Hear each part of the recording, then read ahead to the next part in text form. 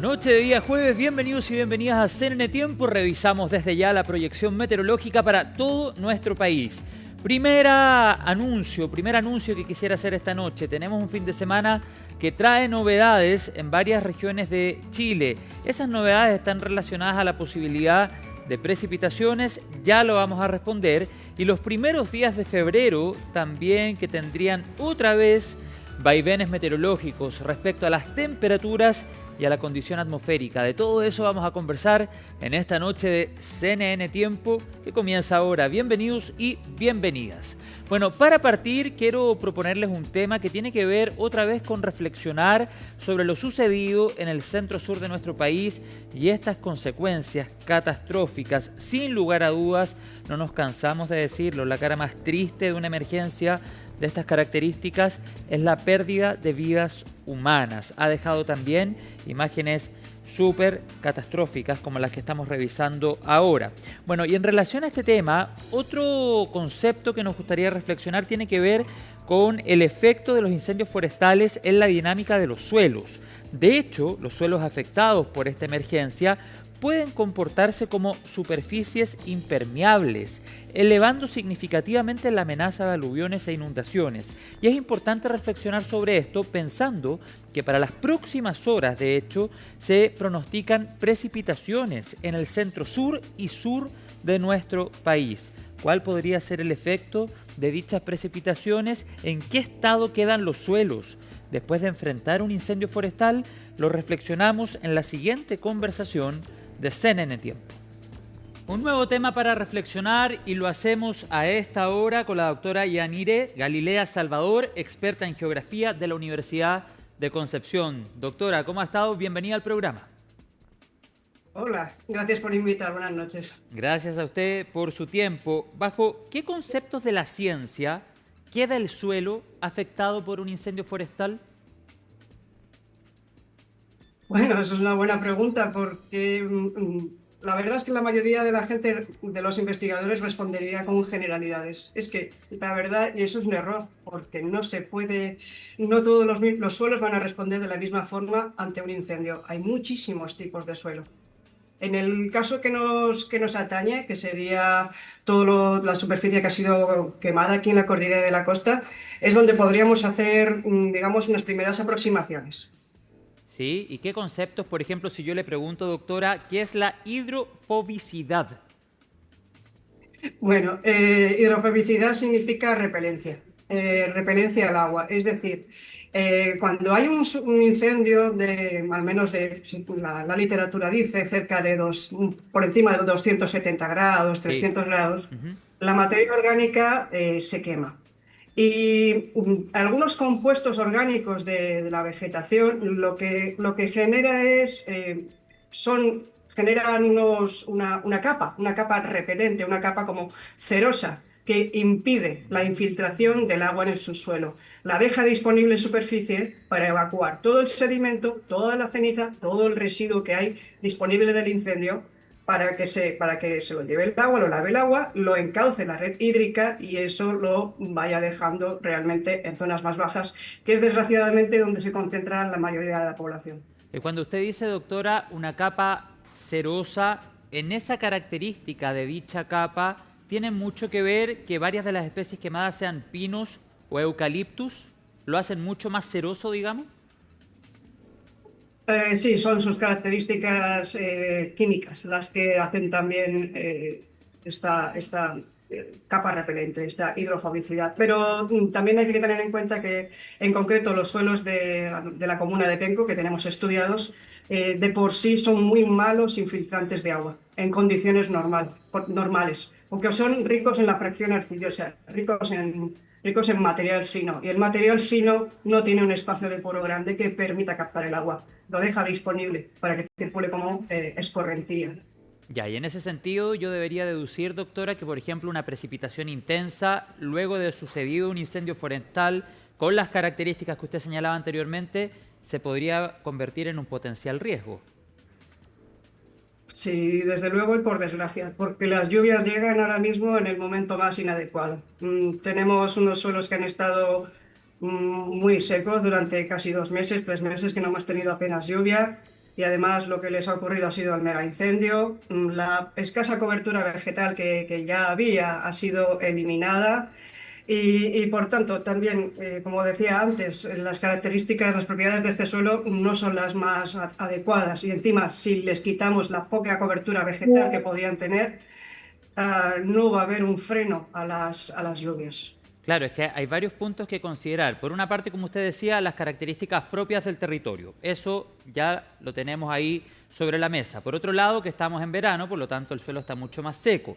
Por otro lado, la afectación del incendio forestal, que luego de una emergencia con más de 300 o 330 grados, que genera el incendio activo propiamente tal en el territorio, deja el suelo con una capa cerosa una vez sucedida la emergencia, que lo hace impermeable, por lo tanto le resta capacidad de infiltración o de absorción ante una precipitación que podría ser intensa. A aquello le sumamos, doctora, y agrego otro punto que podemos conversar, un territorio afectado por la emergencia que en muchos de los lugares eran pendientes, que en caso de una precipitación intensa podría eventualmente arrastrar desechos, sedimentos, ramas quemadas, etcétera. O sea, no hay que perder de vista aquello. Y otra pregunta que le agrego, doctora, a todo lo que ya hemos conversado hasta ahora. En ese sentido, podríamos concluir todavía en verano que las primeras lluvias de otoño, avanzado el otoño, o incluso las primeras lluvias del invierno podrían crear nuevamente un escenario riesgoso, o de aquí a esa fecha esto tiende a recuperarse, me refiero al suelo. Ah, Veamos, vamos a ver cómo responde el suelo frente a las precipitaciones que se vienen, que según tengo entendido van a ser bastante voluminosas. No sé en qué medida vaya a evacuarse, cuántas toneladas de material vayan a evacuarse de los cerros, de las laderas. Pero las lluvias de invierno, hombre, aún quedaría un margen de varios meses para que el suelo empiece a generar sus primeros brotecitos para, como decía, dar lugar a estos pequeños obstáculos que van a retener las lluvias un poquito y evacuar y evitar que evacue tanto sedimento o que también ayude a que se vaya infiltrando más el agua en el suelo. Ya, pero la recuperación entonces de ese suelo toma su tiempo. Y usted ha dicho en otras entrevistas, doctora, lo siguiente, comillas, al perder su porosidad, el suelo ya no actúa como una esponja, sino como un tobogán, parte de lo que estábamos conversando anteriormente.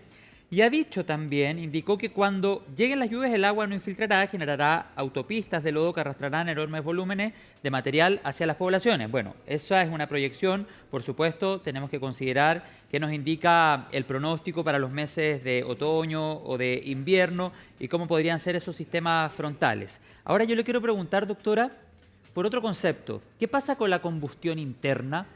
¿Eso es algo que permanece días sucedida la emergencia? Sí, en este caso porque yo misma lo pude observar. 2 días después del gran incendio, como acudí con unos alumnos allá a los cerros, queríamos ayudar con el desescombro. Por simple curiosidad de quería ver cómo estaban respondiendo inicialmente esos suelos, cuál era su estado. Sí que vi bastantes focos subterráneos activos. Había combustión a nivel de raíz, todavía estaba humeando. Intenté, así como también a lo tonto, intenté apagar, a ver si había alguna forma de, al restarle oxígeno que permitiera seguir quemando, lo podía solucionar, pero no, continuaba a nivel de raíz. ¿Y cuánto puede permanecer esa combustión interna, doctora? La verdad, lo desconozco porque no he vuelto a visitar el terreno desde aquel día. Es que se lo pregunto porque, claro, yo sé que la intención de las personas afectadas por una emergencia de estas características, y la entiendo absolutamente, y además la intención que al menos han planteado en el discurso de las autoridades, es llevar adelante un proceso de reconstrucción lo más rápido posible. El verano avanza, luego viene el otoño, bajan las temperaturas, bueno, ¿para qué decir el invierno? Por supuesto, la reconstrucción debe hacerse con la celeridad pertinente y con los resguardos pertinentes. Pero le pregunto cuánto podría llegar a permanecer una combustión interna, pensando si es seguro inmediatamente sucedida la emergencia iniciar una reconstrucción, o tal vez hay que esperar al menos unos días para asegurarse que dicha combustión interna no esté presente. Lo más recomendable ahora mismo no sería intervenir esos suelos de ninguna forma. Simplemente, y dado el pronóstico de lluvias inmediatas que hay, de alto volumen, de intensidad y de energía, lo que yo sugeriría es dejar el residuo vegetal, aunque nos disguste que sea de origen pino, de origen eucalipto, de origen aromo, dejémoslo donde está, porque ese mismo residuo va, el concepto tronco, por ejemplo, el concepto cortezas, va a ayudar a frenar las correntías. Ya, entiendo. Eso O es sea, como la medida.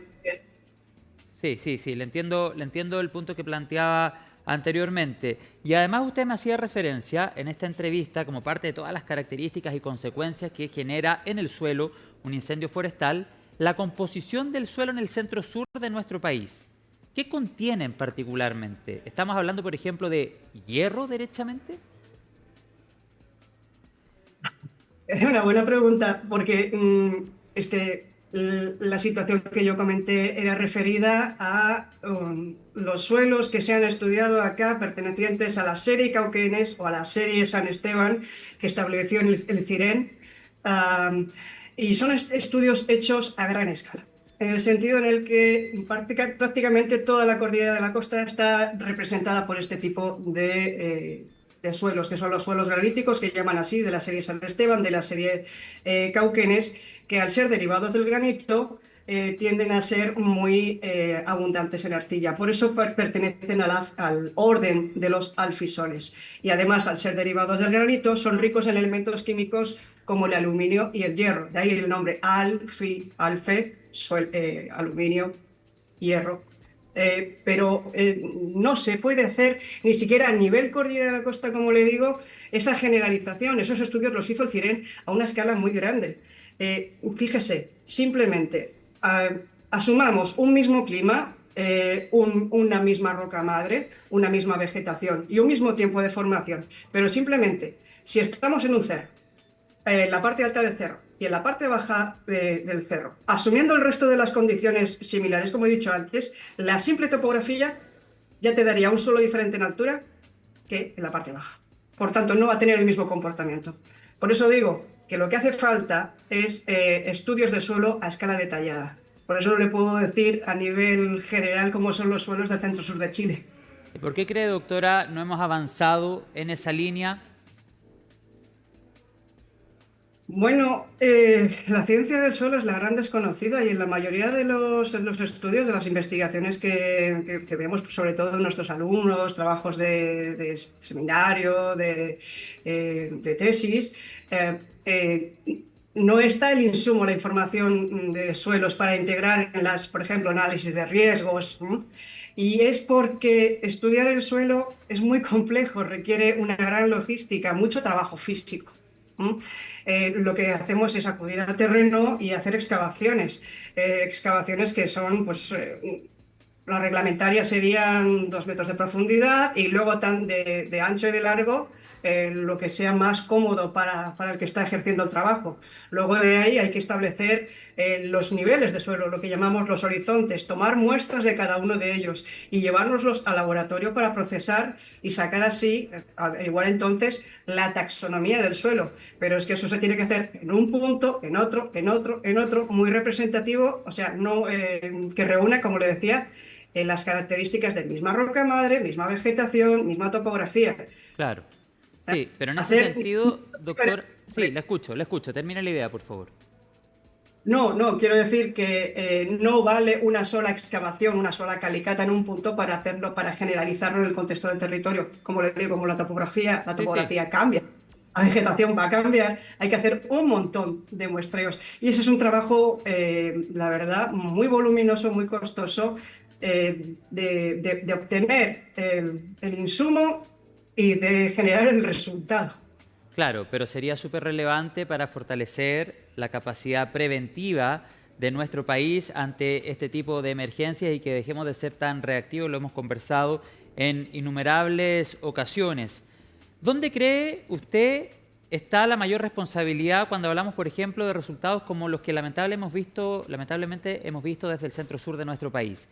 ¿De la autoridad, del sector público, por falta de voluntad política tal vez, o del sector privado? ¿O estamos hablando de una responsabilidad compartida?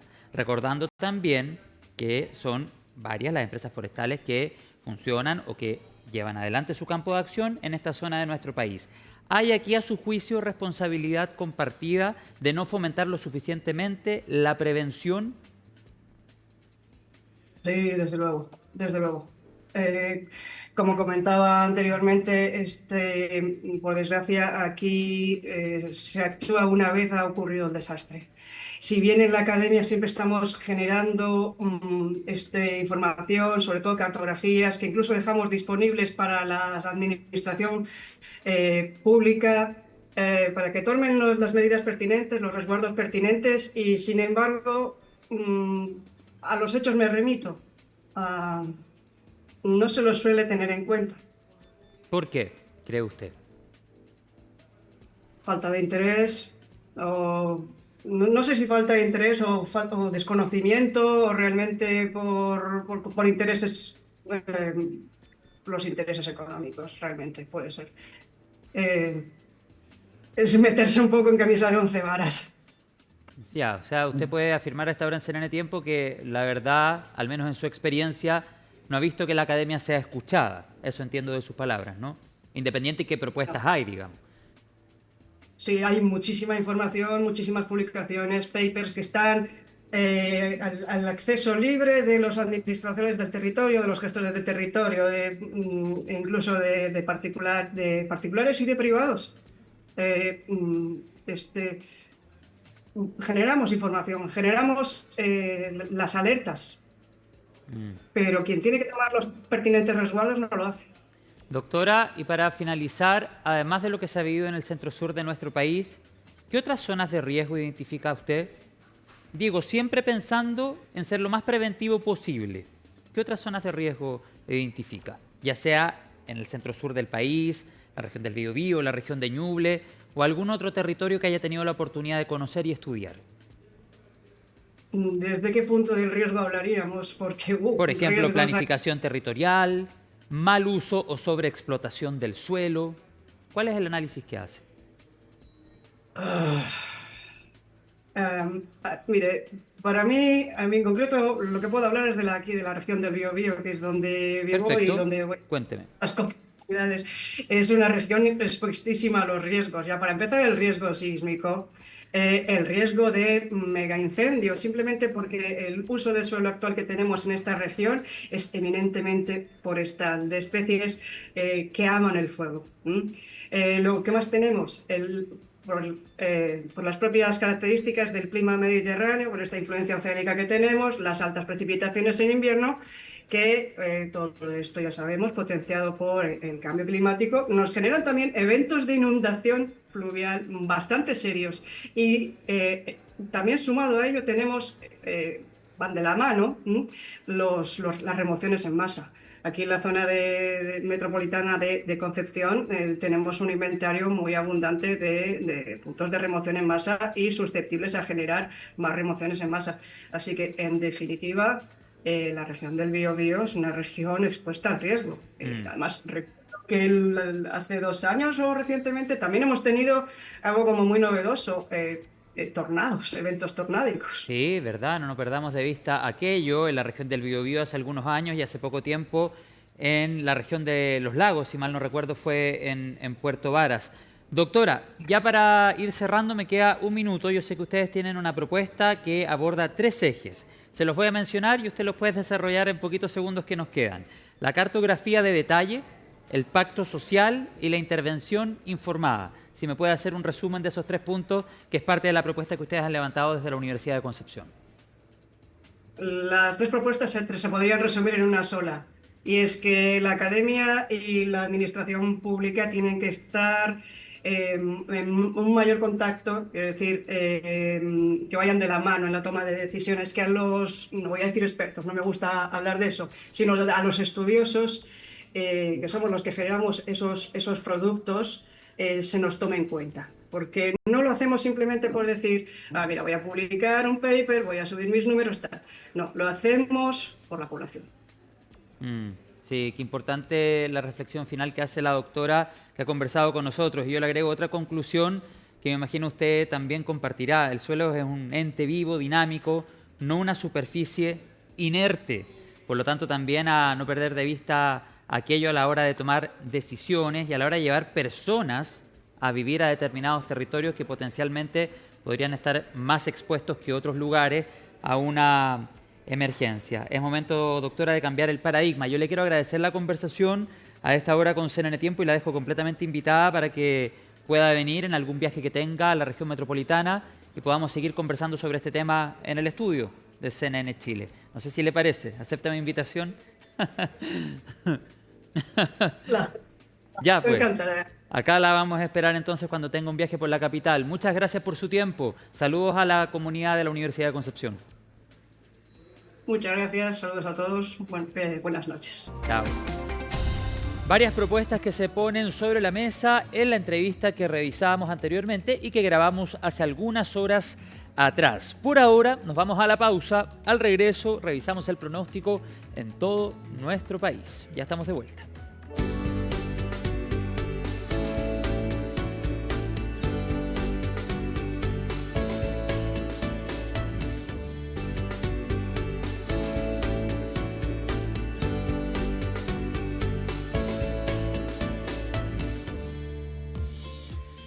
Ya de vuelta en esta noche de día jueves, acompáñenme rápido a la pantalla porque vamos a iniciar el recorrido para revisar el pronóstico del tiempo de este día viernes 30 de enero, ya casi despidiéndose el primer mes de 2026. Vamos a las playas de Arica, Iquique y Antofagasta con nubes matinales que dan paso a cielo parcial. Las temperaturas se mantienen altas en la puerta norte de nuestro país, bajando levemente en el caso de la ciudad de Iquique y donde van a predominar además las nubes para dar paso también a algunos claros de sol. Cielo parcial en Antofagasta con viento entre 25 y 40 kilómetros por hora y al menos hasta el día sábado de esta semana se mantiene la proyección de algunas precipitaciones en el altiplano por la alta de Bolivia. Vuelve a subir la temperatura en la región de Atacama, su capital Copiapó, con una máxima de 30, cruzando dicho umbral y cielo despejado prácticamente toda la jornada. Ese pronóstico es similar a lo que va a pasar en localidades cercanas a la ciudad de Copiapó.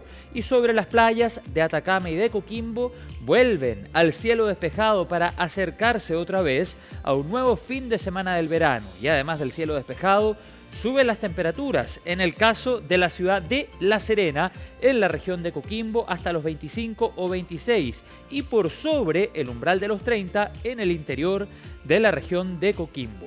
Vamos a revisar ahora el centro y el centro sur que trae novedades, yo se los planteaba al inicio del programa, todo esto por una baja segregada que va a impactar en primera instancia el centro sur de nuestro país. Toda esta zona que nos ha mantenido muy preocupados a propósito de la emergencia por los incendios forestales. Estamos hablando de una baja segregada o núcleo frío en altura que dejará a medida avance el día de mañana algunas precipitaciones por la región de Ñuble. Estamos hablando de precordillera, de valle y también de costa y además por la región del Biobío. Esta baja segregada o núcleo frío en altura aporta una disminución en las temperaturas máximas, por ejemplo de los 36 o 37 de algunos días de esta semana en Chillán y Chillán Viejo, para mañana bajamos a 27. Disminuyen también las temperaturas hacia Bulnes en la región de Ñuble y también hacia Laja, Florida y Los Ángeles por la región del Biobío.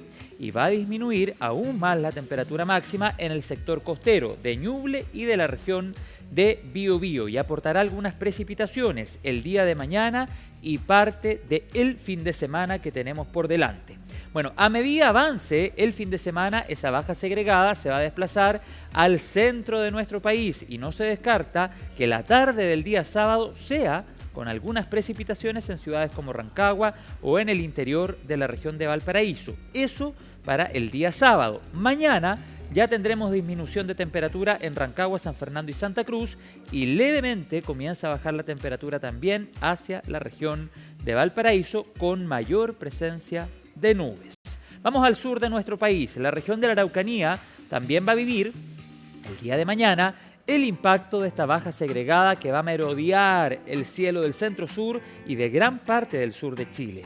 Baja la temperatura en Temuco y los alrededores, baja la temperatura en Valdivia y también en los alrededores con posibilidad de precipitaciones. Viernes, sábado, atención, el sur de Chile. El cielo estará nublado variando a cubierto en Puerto Montt, en Puerto Varas, en general en la región de los lagos, también con posibilidad de inestabilidad atmosférica. Y atención, la puerta norte de la Patagonia en ciudades como Puerto Aysén o Puerto Chacabuco, porque para el día de mañana esperamos cielo parcial variando a cielo nublado, las temperaturas se mantienen relativamente altas, pero toda esta zona de nuestro país, Aysén y Magallanes, se prepara para varios días de inestabilidad atmosférica porque además de la baja segregada que yo les comentaba recién, un sistema frontal con características invernales se acerca a la Patagonia a medida nos acerquemos a la próxima semana. Y es ese sistema frontal el que podría avanzar incluso al centro del país durante los primeros días del mes de febrero. Para mañana, en tanto, posibilidad de algunos chubascos aislados en esta zona y viento de hasta 50 kilómetros por hora. Revisemos ahora el Chile insular en este capítulo de CNN Tiempo. Cómo sigue el pronóstico en nuestras islas: 25 grados para el archipiélago de Juan Fernández con cielo parcial, 28 en Rapa Nui, también con nubosidad parcial, ocasionalmente nublado, y viento entre 25 y 40 kilómetros por hora. Y cielo cubierto además de lluvia débil y neblina en la isla Rey Jorge en el territorio antártico chileno. El viento en Villa Las Estrellas hasta 40 kilómetros por hora. Bueno, y de nuestras islas, volvemos al centro de la pantalla para que me acompañen a revisar lo que se va a vivir durante las próximas horas en la región metropolitana. Ya este día jueves tuvimos una disminución en las temperaturas máximas en comparación a ayer miércoles. ¿Qué pasa este viernes? Vamos a la proyección, bajan aún más las temperaturas y esto lo podríamos definir como la antesala de la llegada de la baja segregada que como primer efecto, al menos en el centro del país, nos hace disminuir las temperaturas. 28 a 29 en el centro de la capital, con cielo despejado gran parte del día, para variar hacia la tarde del día de mañana a cielo parcial y luego cielo nublado. Veremos al atardecer de este viernes mayor presencia de nubes en el cielo de nuestra capital. Eso no quiere decir que durante el día veremos además brillar el sol. Y es que esa mayor presencia de nubes hacia el atardecer nos indica que la baja segregada se acerca al centro de nuestro país. Bueno, ¿qué pasará? Sábado, domingo, lunes, martes, miércoles. Vamos a revisar la proyección que hemos preparado y ustedes al revisar esta proyección conmigo se van a dar cuenta que esa nubosidad de la baja segregada nos va a acompañar prácticamente todo el día sábado con otra disminución en las temperaturas máximas y se queda sobre todo las primeras horas del domingo. No se descartan algunas precipitaciones aisladas, tarde de día sábado, primeras horas del domingo, además de nubosidad, como yo les decía, que nos va a acompañar prácticamente todo el fin de semana con una disminución en las temperaturas máximas y por ende una disminución en la sensación térmica. Esos serán los efectos de la baja segregada, al menos en esta parte del centro de nuestro país. El lunes volvemos al cielo despejado, suben las temperaturas máximas, pero ya desde el martes en adelante comenzamos otra vez una disminución.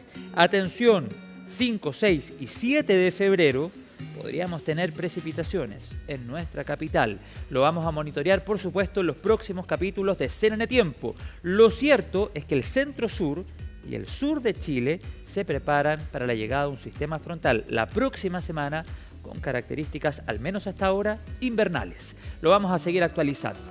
Bueno, dejamos hasta acá el programa. Muy buenas noches, que descansen y nos vemos más adelante en CNN Chile. Gracias por estar ahí.